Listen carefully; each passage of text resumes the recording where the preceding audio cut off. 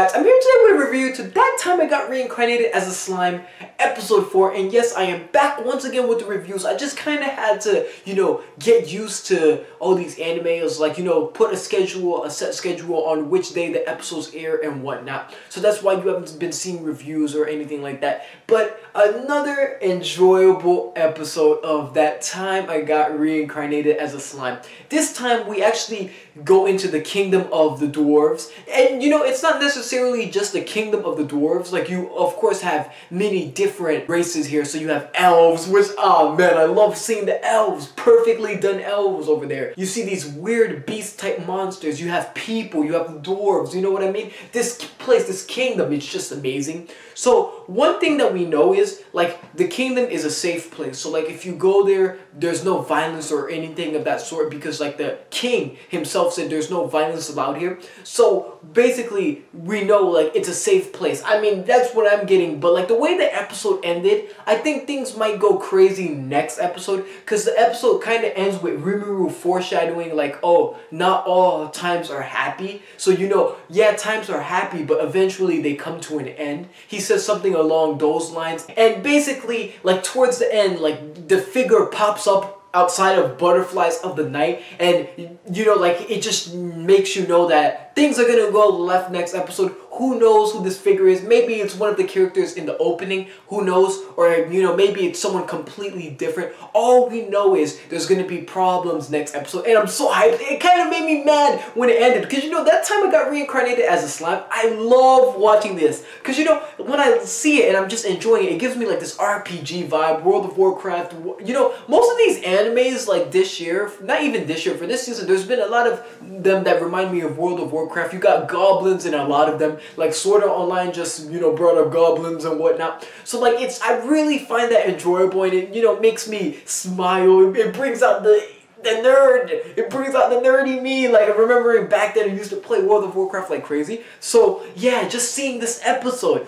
and with the elves, and man, I love the elves, guys. Their ears, oh. And you got the elves there, and they're all just fondling with Rimuru. Like, they're just bouncing him on their chest. And it's like there's a circle of them, all their boobs. And then you got Rimuru in the center of it. He's just like, this is paradise. He's so happy, and he's having a good time. It was just great to see that. So let me get back to, like, the whole point. We are in Dwargon. I believe that's what they call that. Or I'll just call it the Kingdom of the Dwarves. I forgot the name. Like, Dwargon.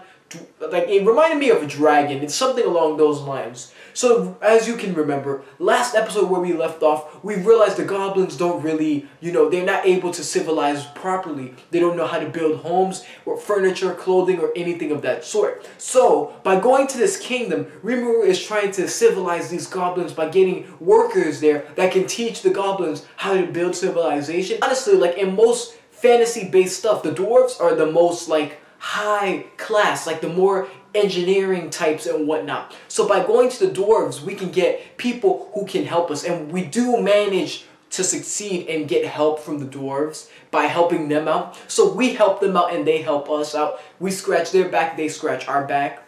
And we see one of Rimuru's abilities to copy, how he was able to help the dwarf out since he had so many swords to make. And he had such limited time. He had to make like 20 long swords, but he couldn't do it because he didn't have the resources. We were able to come and, get one of the completed swords and make like 20 copies of it. So he finished his work days before it could happen, and because of that, he's indebted to us. And now he's also, sending men our way to help us with building homes, clothing, and whatnot, giving us weapons and all that good stuff. So honestly, Rimuru, like, he's just this. You see, the thing is, every episode you watch, you see how Rimuru just helps people. I just want to bring that up, because the first episode, he helps Verodora, talking to him and whatnot. Then you got the second episode, and then you have the episode with the goblins. He helps the goblins. He gives them names and all of that. Then you got the fourth episode where he helps these dwarves. He gives these dwarves these healing potions that, they use because they're injured. And then he also goes into helping them with their craft, making things easier for them so they can, be able to craft their swords and finish their task on time.